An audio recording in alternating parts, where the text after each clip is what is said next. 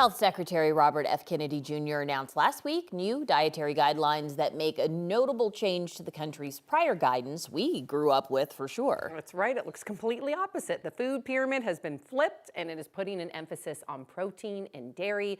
So, of course, we need to talk to our medical expert, Dr. Kohli, here to talk about all the changes. So first and foremost, what are the major changes in these guidelines and what changes challenge traditional scientific studies that you're familiar with? Pretty much everything, guys. I mean, they've essentially flipped the entire pyramid on its head. So think back to 7th grade when we're learning about the food pyramid. What was at the bottom? Fruits and vegetables and whole grains, right? They kept the fruits and vegetables, but they got rid of whole grains. Instead, now what do they have on there? Picture of red meat, a stick of butter, and they want you to cook in beef tallow. So this is really very, very far against many of the things that we've seen in science, which is that high amounts of saturated fat cause cancer and they cause heart disease. Now, I think the flipping of the pyramid is also symbolic. I think they did it on purpose to make a point that they really want to stray very far away from what Americans ate before. But I'm curious, how do you guys react to this? I mean, does this confuse you, or do you feel like you have a clear vision of what types of things you should be eating? I mean, I think about like kids and that sort of thing. For me, I'm pretty confident in my diet and I know what works for me and what doesn't. So this doesn't mean a whole lot, but you know, if this is the pyramid we're teaching our kids, that's where, you know. My kids will be confused, Yeah. you know, once they're taught that. They're 8 and 5, but you know, we eat primarily vegetarian in my household, but we get a lot of plant protein.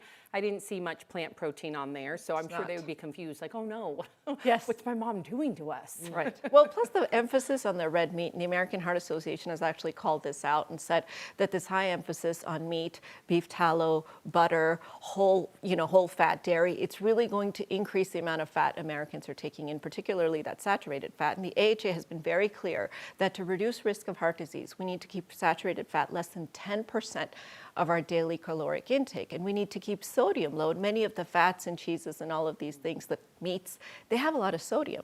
And 9 out of 10 Americans already consume too much sodium. So I fear that this type of a pyramid is not just going to confuse Americans, it's going to lead us to inadvertently consume more fat and more saturated fat. Now, I'm loving the protein and the emphasis on the protein because I do think in general Americans are sort of undernourished when it comes to how much protein we take in our diets.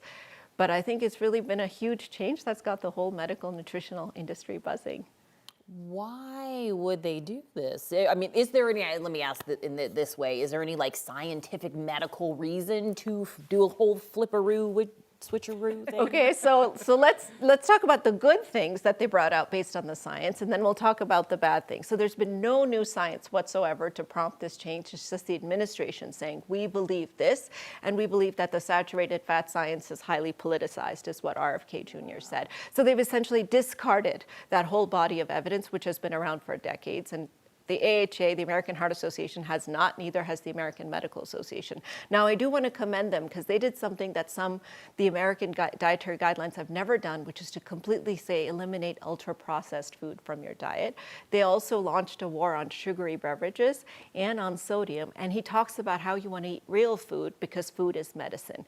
And these are all concepts, I think, that have not been emphasized enough in the prior guidelines. And if you look at that old pyramid, at the very top of it, it actually did have sodium and sugary beverages and those types of things, which these guidelines are really saying to eliminate altogether, in addition to food dyes. So I think there's good and there's bad, but I don't believe there's new science. I think this is a perversion of the science that exists by emphasizing too much protein. And we have less than 30 seconds, but really quickly, alcohol, did he comment on that Yeah, as well? so this is the other thing they did that nobody's ever done before. They took away the alcohol limits, knowing that the Surgeon General has put limits on alcohol, gave a warning. They said alcohol is a social lubricant. That is not the correct way to look at alcohol. The message for Americans, no amount of alcohol is safe.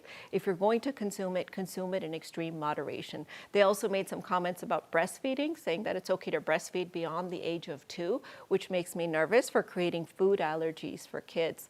And they've had a whole bunch of other sort of changes that are going to filter into the school system. You can imagine every school program is now going to get rid of ultra-processed foods, which is going to require a lot more funding. Wow, so a it's lot of to big think changes. about, yeah. Mm-hmm. All right, Dr. Kohli, thank you.